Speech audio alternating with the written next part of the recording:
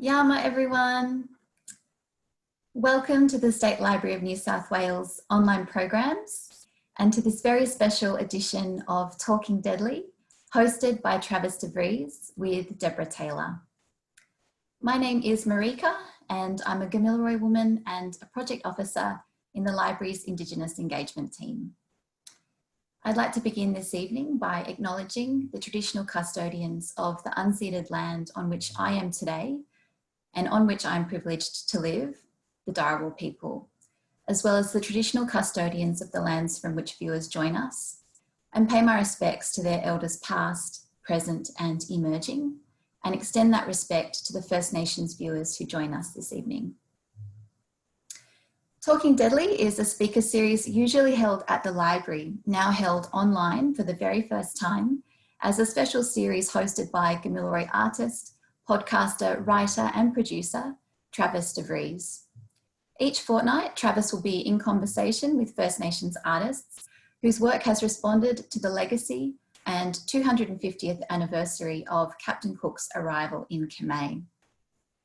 The series will coincide with the library's 8 Days in Kamay exhibition and Bulmali Aboriginal Art Gallery's Not Young or Free exhibition.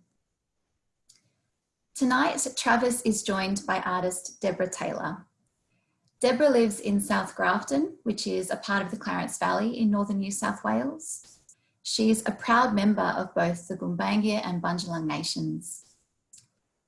Deborah's artwork is heavily influenced by her Aboriginal heritage and local legends, stories and family history. In the area where she lives, the ocean, rainforest, bush, urban landscape and particularly the Clarence River provide inspiration with their life force and changing climate and colours. Tonight, she and Travis will be discussing two of Deborah's works which appear in Bulmali's Not Young or Free exhibition, Forged in Fire and Blood and Special Places. There'll be a Q&A, so for anyone with a question, please put it in the chat for the Q&A at the end, or it may even be addressed along the way. And so for now, a very warm welcome to Trav and Debbie, and I'll hand you over to them. Thank you so much, Marika, and thanks to the State Library for having us. Deborah, can I get you to, there we go. And yeah. Hello. Here I am. How are you this evening? I'm good. How are you? Yeah, good. I was reading your bio earlier, and it said your work is landscapes, but then just before we went live, you were talking about your earlier ceramics work, which is really interesting to hear. One of the things you say in your bios that I found really cool is how Bundjalung peoples have always been a part of the land, and with your landscapes you use to depict that sort of relationship, and how Bundjalung is embedded as part of the core of the land, and how the land is embedded as part of the core of the Bundjalung sort of ideologies. And no matter what recent layers have been put on top of that land, for example, like the concrete structures and stuff, and like I just found that really, really interesting and kind of an amazing statement to make. So we're going to be speaking about two of your works, Special Places and Forged in Fire and Blood, which are part of Bulmali's most recent exhibition, which is an online exhibition, Not Young or Free, curated by Kyra Kumsing, which is Bulmali's response to the 250-year anniversary of Cook's arrival in Australia. And the curatorial statement, there's a couple of lines I just wanted to pull out of there before we jump into the conversation, because I think your work, both of these works, respond really well to both of those statements. The first is, we are not young. And as Aboriginal people, we come from the world's oldest living culture. And the second is, and we are not free. Since colonizers set foot on this land, Aboriginal people have faced the forefront of this so-called Great Arrival, which has led to devastation and mistreatment of Aboriginal peoples in Australia. Deborah, before we kind of jump into the body of the chat, did you want to add anything about yourself, just to introduce yourself, or? No, not really. It's pretty Yeah, yeah. Yeah, I'll Marika find a bit of smashed it. ink. Yeah. Yeah. So the first piece I wanted to talk about is special places, and for me that work really embodies the idea of we are not young. Would you be able to like talk a bit about how the work came about and what this work means for you? I mean, I see something, but I'd love to hear from you. Sorry, that's No, that's okay. when I looked at the brief for the exhibition, it was a pretty big brief, so I thought, oh, it took me a long time to sort of work out what I wanted to paint, and at that same time, those lines, we're not young, and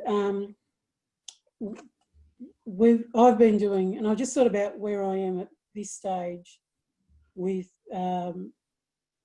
not with my life really, and I've been part of a group. Just to give a bit of a backstory on this artwork, I'm part of a group that's learning the Gumbanga language, which is my other heritage. And what's happened with that is when you learn language, what comes out of it's not just words or sentences, it's connection to firstly families within the Gumbanga nation, but connection to landscapes and cultural practice, but particularly landscapes, because we talk about women's sites and men's sites and where particular things happen, where creation stories are. And it sort of becomes more rounded. It's not just learning how to say hello is Ginnegay. It's a lot more than that. And also at that time, there's a Gumbanga women's site that's behind the beach town of Orgulga. And it more is being explored with it, because a lot of the information about it, like the physical information in the landscape, was hidden by really thick bush, because no one went up there other than loggers, and they haven't been allowed up there for a long time. So what this, and that's what saved it, being hidden. It was hidden from from women who, there was a bit of gap in the knowledge, but the hiding of it also saved it, because now it's a bit more intact once all the vegetation and that is cleared away. There's more that can be seen. And what's sort of ironic is the way we're going to find stuff is by using drones. So using modern technology to find an ancient sort of site, because I guess to fill it out more, we thought it was one area, but there's two other areas, and it forms like a triangle, these 3 points, which we didn't know about before. So that's exciting. So that's what, and it was also not just women's sites, but just knowledge that's been hidden, that's starting to come to the forefront. And it gets back, I think there's a lot of, in our community, some young ones in their late 30s who are rediscovering culture and language and are driving that. And I think that's exciting, because of course people weren't allowed to speak language or do stuff. A lot of stuff died out, and these young ones are benefiting from the hard work of a few individuals who wouldn't let it die out, who kept knowledge going, and now it's being revived again, where they're going into preschools and teaching the kids to speak their first language. Their first language is actually Gumbangi. It's amazing. It's incredible. So that's what that artwork was about, showing what lies underneath it was sort of like an aerial view of looking down and what is underneath all the canopy of the trees and the bush and that. I might share the screen again. Would you be able to take us through the sort of symbols and Yeah. talk a bit more about it? Yeah. There you go. On the top left-hand corner, those where there's 3 lines like shapes, a lot of the sites are in the hillsides near the coast. Like you have the beach, and then you come back, and then there's hills. So those dark green lines on my left, the hills that are represented. Beside that, the small blue shapes with the white lines on them, they represent shields and coolamons, which were used by women and men. Like even what we sort of found out is even there were birthing sites for women, but there was also sites away from there where the families would wait till the child was born. So there were men and women around the area, like family areas. In the middle of the screen on the left, on the left, those blue circles with the circles around them, they sort of represented to me like the family groups. Like you always have a core for a family group, and then you have all the little extensions of it, like the little circles and the big circles, and that it represents people and how they grow. But we also interact together, family groups. Underneath that was where the white circles with the red around them, that was to represent the canopy of trees when you're looking down that guarded the sites. And then if you go over to the right hand at the bottom, that's the water system. Because so all these, whatever site it was, they were situated near water. And that was just to represent, like, even if they were underground springs or rivers or whatever like that. And the food sources around them, the trees and that. And in the middle, the dark green with the light green on top, that's my sort of idea of the song lines and the footprint that's been left, or what people follow to get to sites or go to places. And above that is like the vine, that's the yam vine, because the yam, or dam as we call it, plays a role in feeding families, and it's really prevalent up here on the North Coast. And we have noodles, which is called special sites, but are fed yams or dam as they're called. So they were important food source, like protein and starch. And then above that,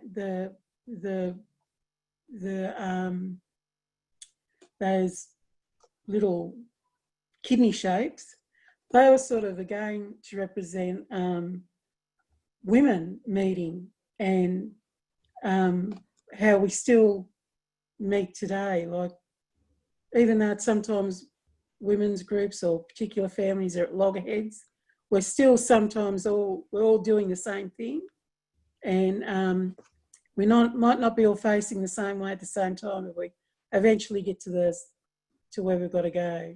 Yeah. So that's all the symbols. Yeah. That's beautiful. Thank you so much for sharing. You were saying earlier about how like some of these sites were almost like lost from knowledge, or like kept secret so that people that was I assume so that they wouldn't be disturbed or destroyed by people who didn't mean well. I wanted to kind of jump in and have a quick, get you to sort of, maybe if you feel comfortable, explaining about like the Bundjalung Gumbaynggirr relationship with country and how the work reflects that. Where we are in the Clarence Valley, there's 3 nations that share the Clarence River, and Bundjalung on the north, Goombanga on the south, and the Yagle at the mouth of the Clarence down around Yamba Maclean. So at times it's a mesh of Bundjalung and Goombanga, even though you don't know it, because it's really hard to explain. Like, there's people who are descended from the three groups, and most people are descended from Bundjalung and Goombanga. And sometimes it sort of melds in together. And with the Bundjalung side,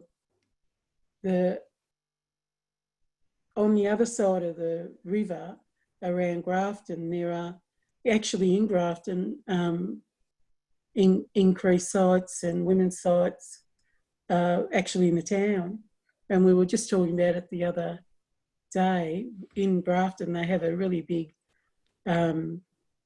horse racing festival, the Jacaranda Carnival. It's one of the biggest ones in the country calendar. Mm-hmm. And every man in his dog comes to go to it. But in the middle of the racetrack is an increased site for the golden eel. It's where the golden eel lived, and the people that looked after the golden eel, they were actually called, and I can't think of the word, but a Goombanga word which meant they spoke the three languages.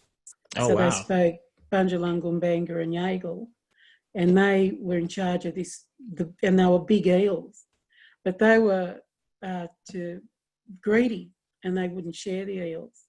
So, and they wouldn't share it with the Goombanga Clarence people.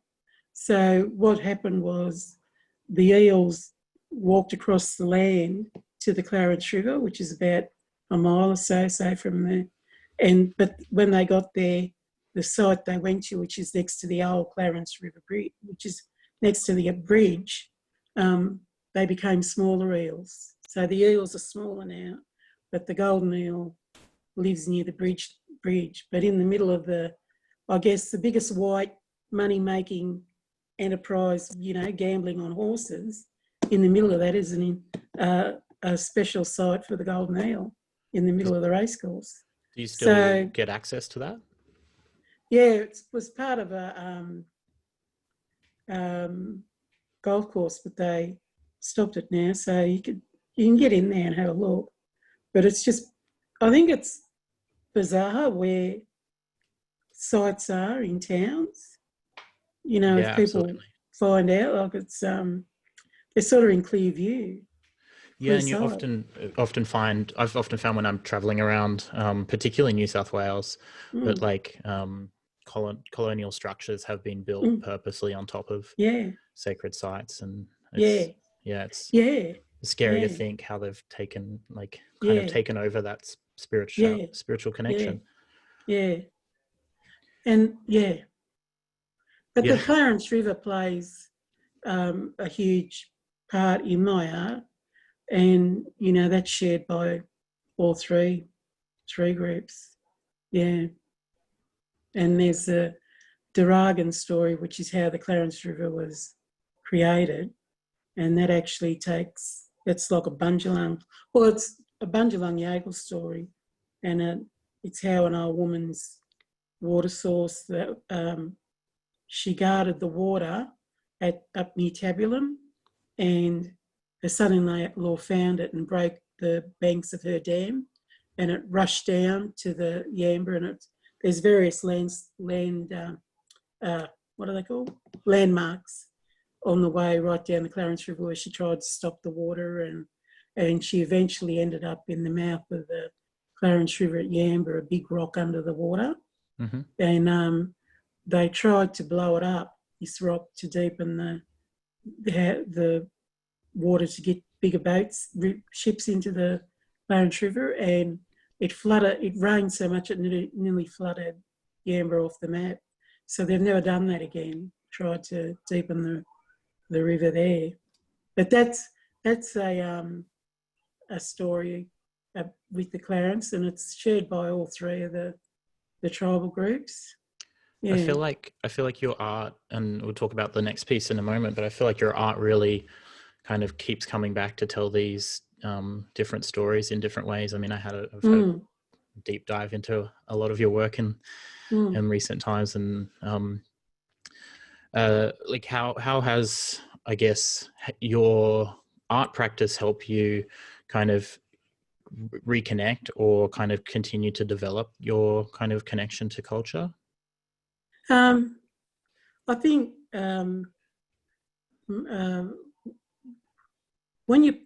when I paint or create stuff, it's to express something. I don't know. You know, you if you think about it too much, you give yourself a headache, because what I see is what I paint, and I guess I'm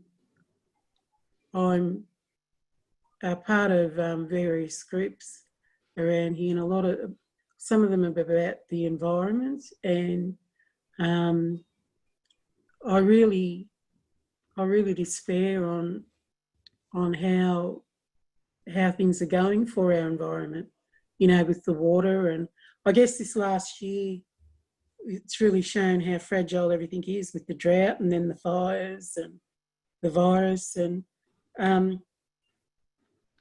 up around here, water especially, because the Clarence River, every so often someone always, damn the Clarence, you know, and got to damn the Clarence. And I think it's the one thing in the Clarence Valley that will unite every man and his dog, no matter what colour or political persuasion you are, is to save the Clarence. And I think that does permeate a lot of what I paint, because I see landmarks and places where I went as a kid and a young person, even young adult, and now they're being developed, or especially on the coast. Like you go down to the beach, Corinthian, there's a big rock platform, and as a child we'd be out there, and the colours were really vivid and all the fish and everything. Now you go down and you go out there and it's just dead, because too many people are out there. And I think that also, when we get back to, you know, you like saying with the Bundjalung and how I say under all the layers that it's still gory land. Well, when we first started learning language, one of the teachers said he quoted an older lady gave to him, and it sort of resonated with me, is that when country hears its first language, it comes awake. And that means the stones, the trees, the birds, the animals, they prick up their ears, or their whatever birds have and all that, and the rocks, because it's like they're hearing something they know they've been waiting to hear again. Yeah, so absolutely. I think that's a sort of sentiment that goes through when I paint. It's so that there's a bit of a resonation of what was there before and what could come back. I find I'm a painter as well. And I find like when I'm painting, it's almost like I am speaking a different language onto the canvas or onto the work. Yeah. That sounds like a pretty good segue to talk about your next piece, which is very different in meaning. I wouldn't want to say that it's heavier, because I think both works really are, they like really speak of deep sort of theory and connection. But it's definitely looking at a more, I guess, violent idea of country and the effects that colonization have had more recently. And so talk to me about what Forged in Fire and Blood is about for you, and what exactly this work is responding to. I'll pop the work on the share screen and when this was a really quick work, usually I muck around and think and do other stuff and then eventually get down to paint. But this one was a really quick work, and it was in reaction to what the brief was about, sort of the desecration of place by the first settlers. But it was also at that time when all those terrible fires were going through, and we had them on the outskirts of South Grafton. And, you know, for days you'd have that really eerie yellow light that came from, you know, and the smoke. And I was actually talking to a friend of mine who lived out at the Boyd, who actually lost his home. And he was talking about when it was just like the earth had been scorched and cleaned.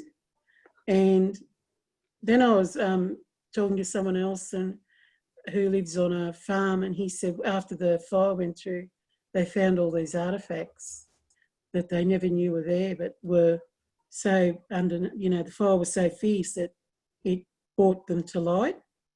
And that's what that's what the imagery is how, like, the background is a blood colour, but also could have been the fire in the at its height and its most hottest, and how it seared away everything.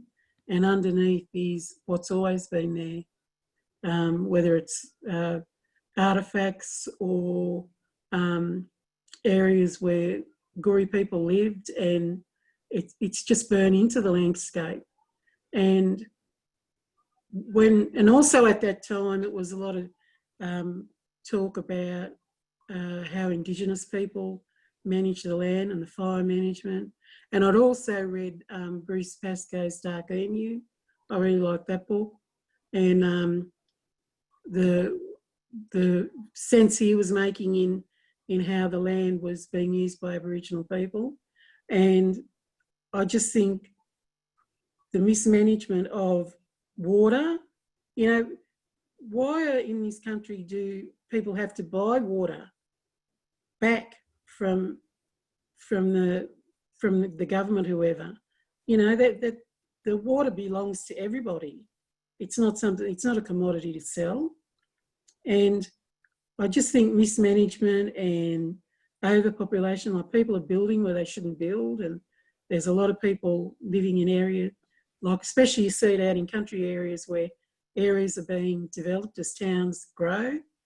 And I guess it's sort of just a bit of an angry painting, and me stamping my foot saying, well, you know, you got to wake up. We've got to live better. Yeah, I think be more aware and take notice of people like Bruce Pascoe, because instead of, like, you see, the only way they can tear him down to say is, oh, is he Aboriginal because he's fair, and, you know, all these, excuse my French, but bullshit sort of things, rather than saying, well, the man's making sense. absolutely. And I think the will of the people, like a lot of people I talk to, there's a lot more goodwill in Australia about doing the right thing with, like, the amount of white people that read Bruce Pascoe and really like what he's saying. Yeah, and want to take it on board. Yeah, and I think there could be a lot more done, but it's the unwillingness of authorities to look at a way of living that doesn't involve money that, you know, stops it. So that's what that painting was about. It was a bit of me on a soapbox with my fist in the air type of thing. Well, Yeah. that kind of leads me to another kind of question, and it might be a little bit loaded at the moment, but do you call yourself a political artist? Well, I don't know, because you see, political art there's a lot of political art, but I think art reflects. Well, I don't know. Maybe okay. I am, and I don't know it. Yeah.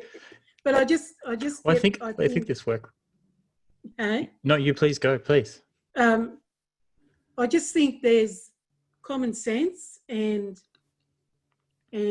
I think the way of the world is, it's just too much about money and who can make money out of what. And I think the voice of reason, there's no voice of reason really. We have political parties that aren't that very far apart in their policies. And I think, and I sort of feel too that Gouries don't have, like someone like me in South Grafton, whereas before you had, say, ATSIC or whatever as a political voice. We don't have anyone now. There's no community way of what I think. Who does that affect, sort of thing? Yeah. Whereas before, like you had things like even the CDPs, they were great community initiatives, but because most of them worked, they stopped them. But they did a lot more in the communities. And then when they stopped, they left a big hole. So sometimes I wonder, maybe I'm saying something and I don't realise it. Yeah. No, I think it's really interesting to see, especially with the like sort of polarity in imagery between the two works, with particularly like Special Places almost being a celebration of sort of refinding some of those places and that continuing cultural connection. And then with Fortune in Fire and Blood, it is, I can feel the anger coming through, or almost dismay and despair about what's happened. Yeah. I'd like to just add with Fire and Blood too, like up in, there's a place called Cootes Crossing near, just outside of South Grafton, and it's the site of a huge massacre. And it was actually perpetuated by this man, Captain Cootes, who slaughtered a group of Aboriginal people who stole a cow or something. But he killed, like, him and his little posse, they killed all these people. And he was charged, I think, with it. But the name of the town is Cootes Crossing. And it's come up in the past that if they could change it, because it is offensive to Aboriginal people, like to have the name of a murderer, as in a town. And like some people can be purposely dumb and say, well, why would we, it happened in the past. But I thought to myself, well, you don't, in Tasmania, they aren't naming towns after Martin Bryan, are they? Because it's in the past. So, and it's the same thing. But the ironic thing is at Cootes Crossing, it's a special place for yams, sweet potatoes. It was a place where they grew. So I've been doing some work at Cootes Crossing Primary School. So my little, I guess, political statement is I'm teaching the kids Kumbanga words for dam. They know all about dam, which is sweet potato, and how important it was to the Kumbanga people. And that's what really is special about your home where you all live. It's a special place about people will come here for sweet potato, but they'd all meet and they'd.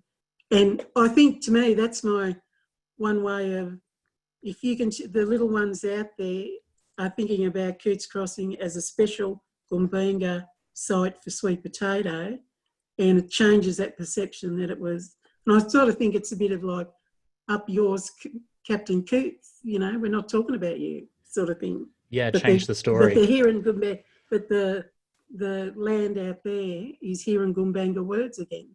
So yeah, that's a really beautiful sentiment. How, like, do you teach art as well to the young ones and culture? Yeah, I do art, and we use local stories, like the Duragan story with the Clarence River is a really good story to tell, because the kids can really relate to it, and it opens up to them the idea of a creation story.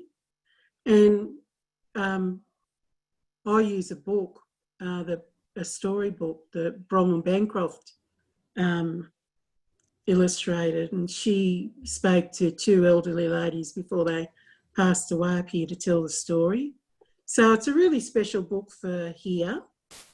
in that the kids, it's about a river they know, but it's also, they can visualise that the women lived, they were old Aboriginal women that lived up in Baryugal, which they know about, and they know landmarks on the Clarence River where they use it. And I think it to me, it inserts in their minds that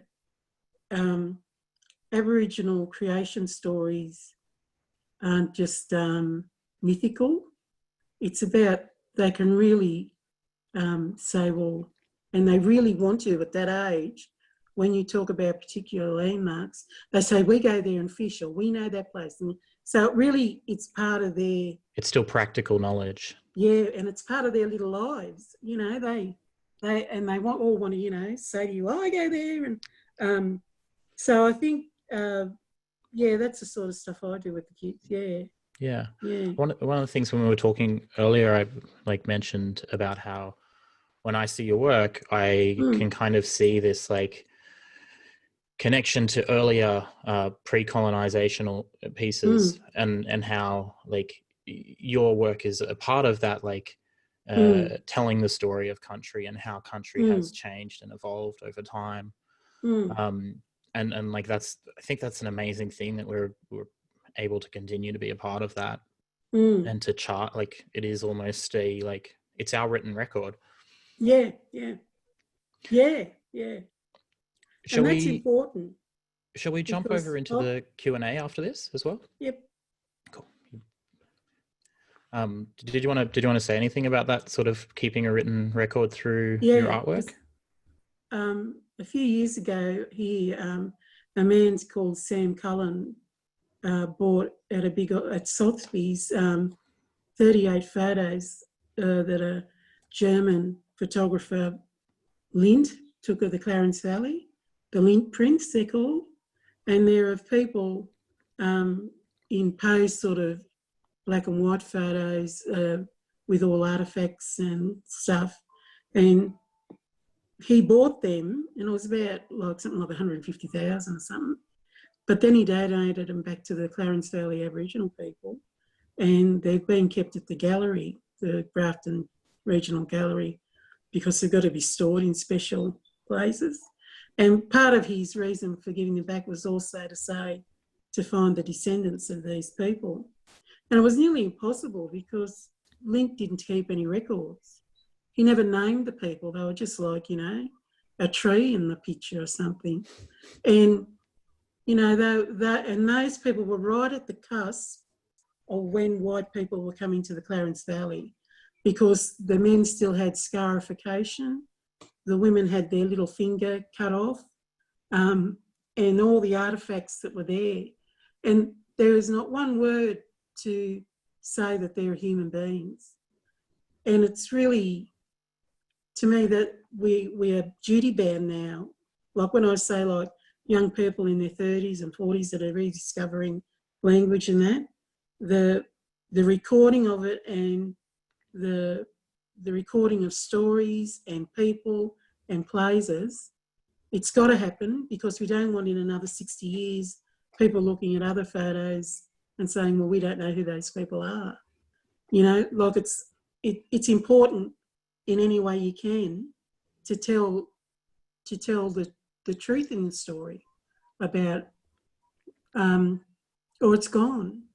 People die or stuff gets lost, and there's no memory of it as to what it was. Absolutely. I think it's a real shame that so many of those photo collections and artifact collections are named after the person that collected them. Yes. And there's no information around who they actually were. Yeah. It's kind of horrible. It is. It's sort of and it just reflects, and I think it's when we're saying about how special sites were hidden, it's terrible, and that those photos were taken, and at the time it was about racism, and all that thing about they were trying to find the missing link and all the rest of it. But the good thing is we've got records of those people in photographs that you wouldn't have. Yeah, absolutely. So out of something horrible and bad, there is a at least we have a record of them in some way, you know. Yeah. Okay, that sounds like a good time to jump over to the Q&A, and Yep. we've got a question. There's a couple of questions that are a little bit similar. One of has influenced you in your painting and approach, and which artists have impacted your artwork and art processes? I'd have to say, when I sort of sat down and I started actually working in canvas, at the Grafton Gallery, they used to get guest speakers in to speak. And we had a few, and then Bronwyn Bancroft came through, and she did a speech and everything. And what was really good about Bronwyn was she's very generous in her information, and but also if you ask her a question on what you need to do or something, she'll help you. And she was a great influence in how to practice as an artist. With the artworks, I don't know, I think not one particular artist, but I think I live in an area of the world where colour is everywhere. You got the coast and the rainforests and things. So nature, and like we're all love gardens and that. So I see colour everywhere, and I guess the imagery comes from. My father was a big influence with talking about like where you could go and where you couldn't go, and just general storytelling. I don't know, to tell you the truth. I've never thought about it, but I'll tell you the art I really like. That's that Eastern European art, you know, the with the Black Madonna and that sort of stuff. I like that really ornate gold and vibrant colours, and I can kind of see a little bit of that.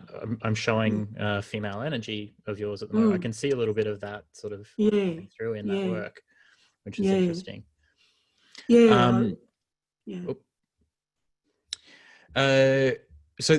Obviously you get you've kind of answered this question, but someone's asked where you get your inspiration from, and I think you've really answered that throughout this talk, and talking about the landscape and your connection to country. Here's a really nice question, and if anyone has any other questions, please pop them in the Q&A now, and I'm going to be just showing a few of Deborah's other works. Someone asks, if you could give any advice to First Nations artists, what would it be?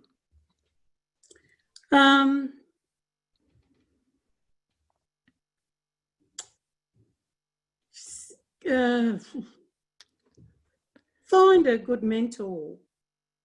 I mean, and just paint, because to me, just practice your art and get what you just get used to putting a paintbrush in a paint and putting it on canvas.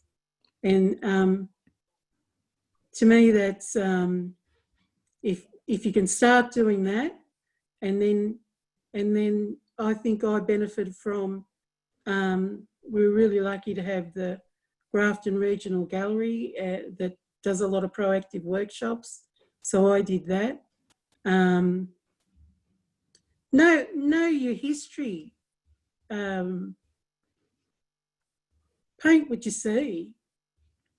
Talk to people and be inspired, I guess. That's what I did. Now I think about it. Just open your eyes and see what's around you, and look, oh, yeah.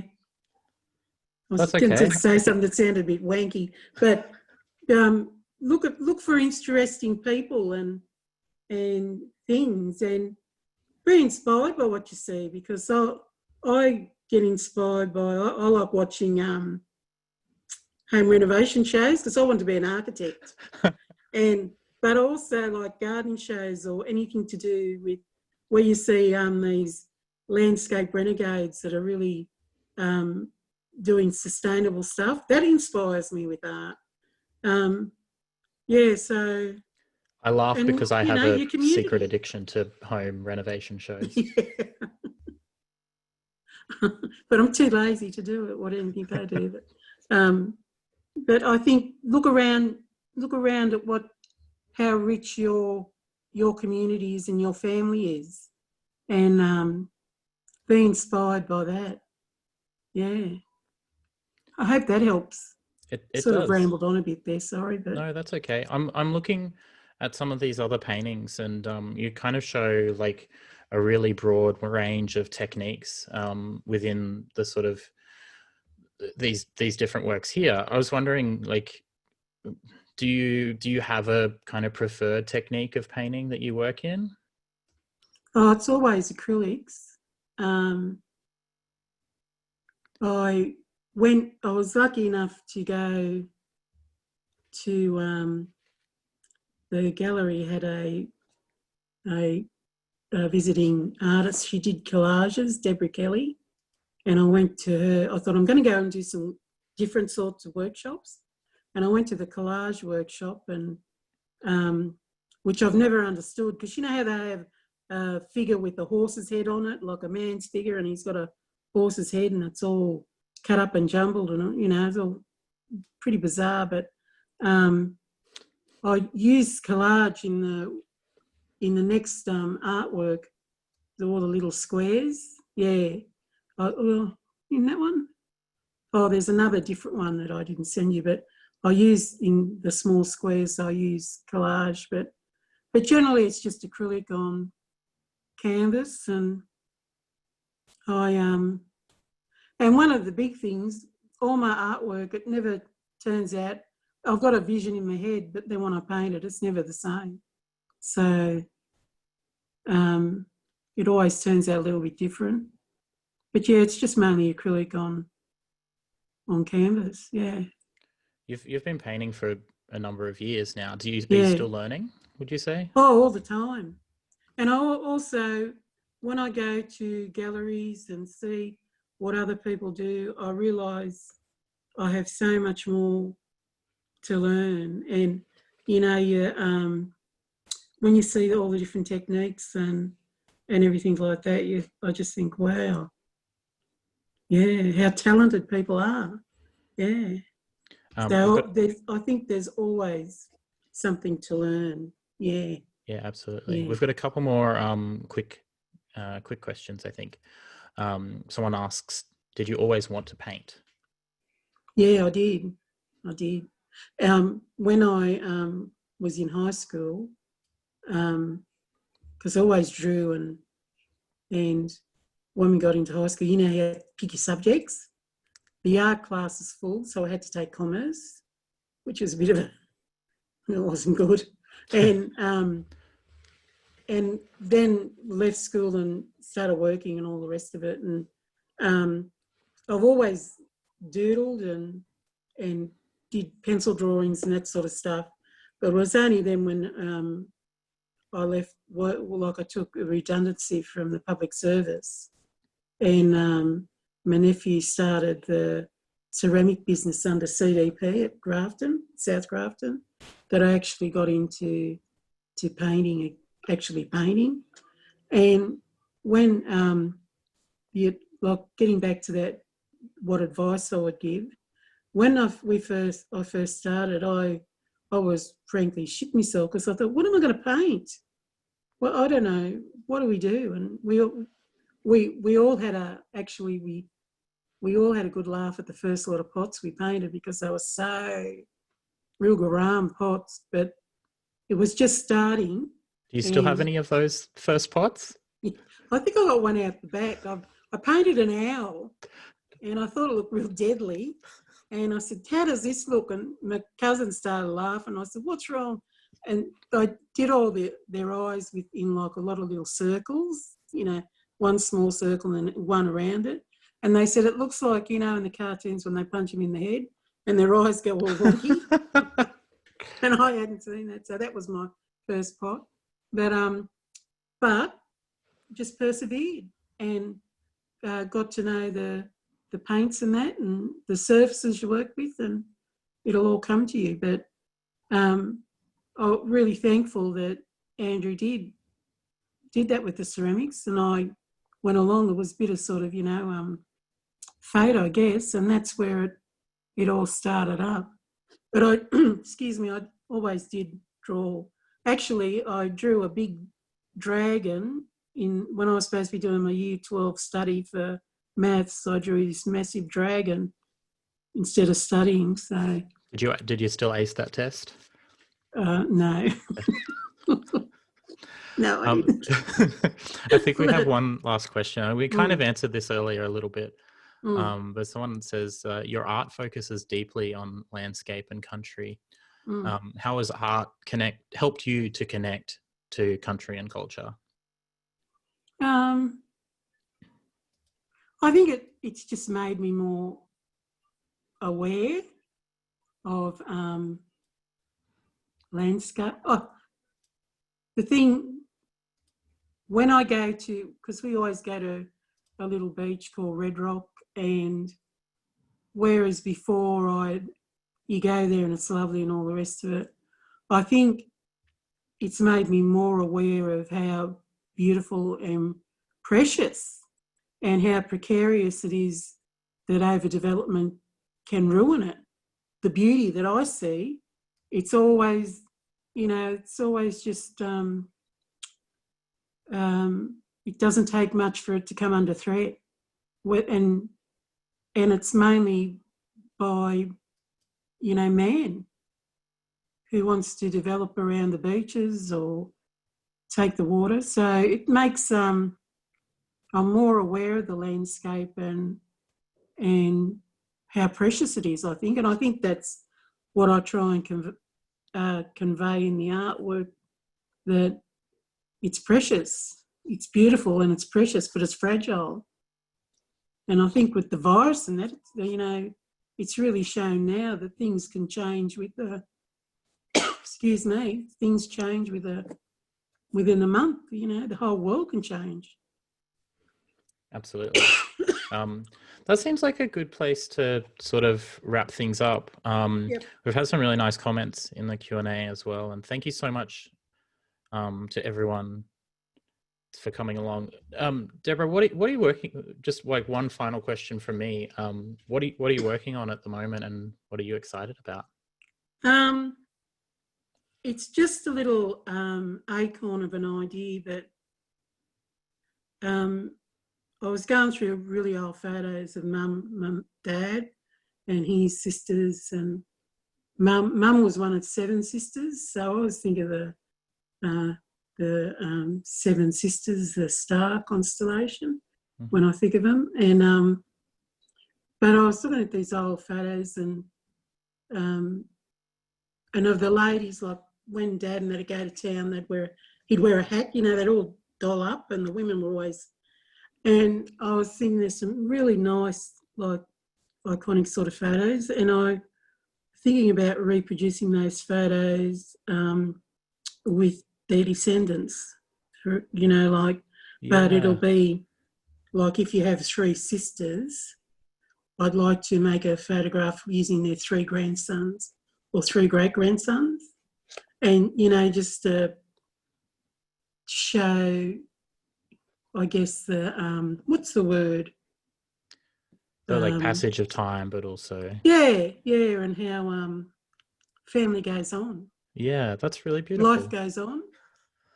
Yeah. And like they all looked happy and well dressed and everything, but they lived in hard times. They had a hard time of it. Like, I mean, we've got it good compared to how they had to live and what they had to put up with. So, yeah, that's a project I'm working on. That's Yeah. beautiful. Mm. Where can people find your work? My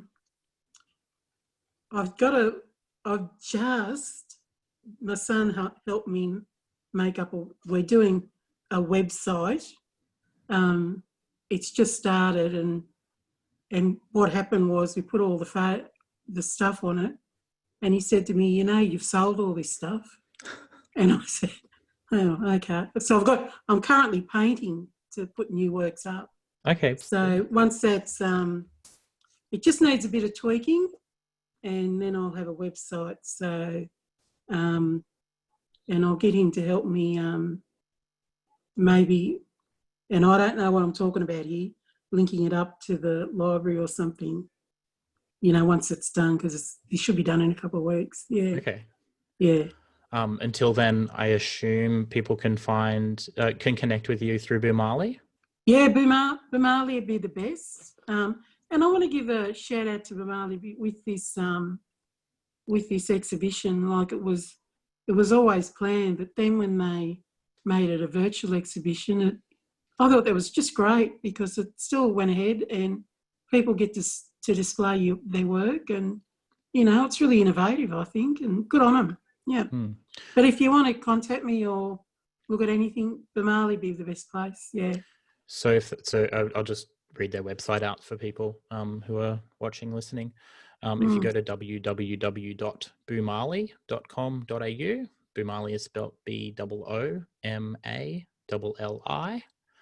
and you can get in contact with Deborah through Boomali. And you can also find the rest of the works in the Not Young or Free exhibition there. Yeah. Deborah, thank you so much for thank joining you. us. Marika, did you want to come back in, and did you want to say anything? Who, me? Well, yeah, although I don't want to interrupt the discussion, but unfortunately we have to. Yeah, thanks so much, Trav, for hosting. It's been a really interesting discussion, and thanks, Debbie, for sharing your thoughts, your beautiful art and your art practice with us. I really, really enjoyed it, so thank you. Oh, thank you. I hope people enjoyed it. Yeah. I'm sure they did. I was laughing along, and I was also learning so much as well, so I'm sure they did. Yeah, thank you so much, Deborah. And please be sure to join us next time, everyone. Travis is joined by another Deadly artist who contributed artwork to Boomali's Not Young or Free exhibition, and that's on the 15th of July. So we look forward to seeing you then. Thanks, everyone. Thank you so much. Thank you. Bye. Bye.